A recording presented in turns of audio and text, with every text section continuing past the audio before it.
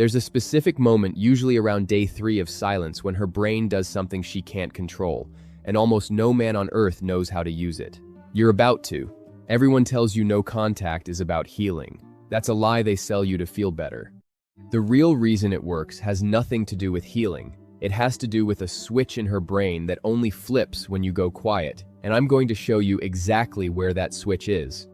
If you're a man who's ever sent 3 texts in a row and gotten one-word replies, if you've ever refreshed her Instagram story at 1 a.m., wondering who she's with now, this video is going to feel uncomfortable, because I'm about to explain why that behavior is the exact reason she stopped chasing back. Stick with me. By the end, you'll understand the one shift that reverses it. I'm going to walk you through 3 stages her mind moves through when you stop reaching out. Most guys never survive past stage 1 because it feels like losing. Stage 2 is where most relationships are secretly won or lost.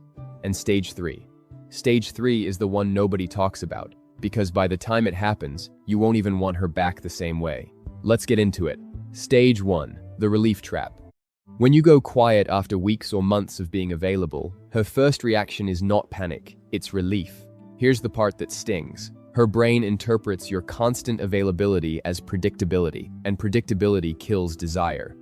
Psychologists call this habituation. The more certain the brain is of an outcome, the less it values it. You becoming quiet removes the certainty, and removing certainty is the first domino. This is where most men quit. They see the relief, mistake it for indifference, and go crawling back with a text. Don't, because stage 1 is designed to test whether your silence was real or performance.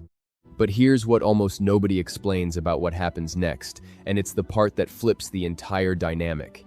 Stage 2, the itch.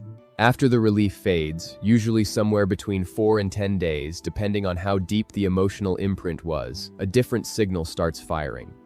Behavioral scientists call it intermittent reinforcement withdrawal. Basically, her brain got used to checking for you. Now that checking behavior has nowhere to go, and unspent behavior creates tension.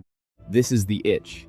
It shows up as her suddenly thinking about you at random moments, not because she misses you specifically, but because her brain is missing the loop you used to complete. Real talk pain point. This is usually the exact moment a man breaks first. He sees zero response and assumes he's been forgotten. In reality, this is often when she's thinking about you the most. She's just not going to be the one to admit it first.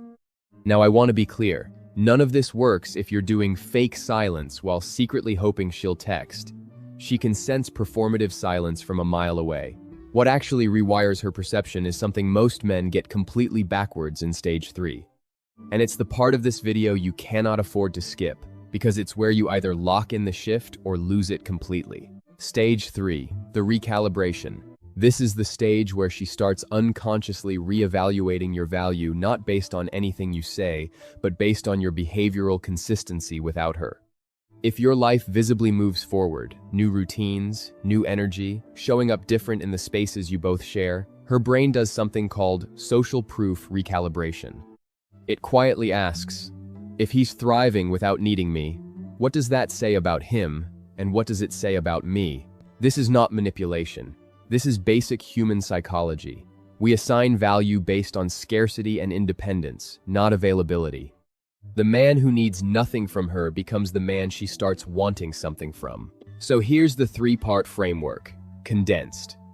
1. Silence without explanation. Don't announce you're giving her space, just live it. Announcing it is still chasing. It's asking for permission to be unavailable. 2. Redirect the energy. Every ounce of mental bandwidth you were spending on her goes into something measurable, the gym, your work, your friendships, not as a strategy to make her jealous, but because a man with a full life is simply harder to ignore. 3. Match her energy, not her history. If she reaches out, respond to who she's being right now, not to the version of her that hurt you 2 weeks ago. No excitement, no coldness, just presence. Here's the uncomfortable truth I promised at the start.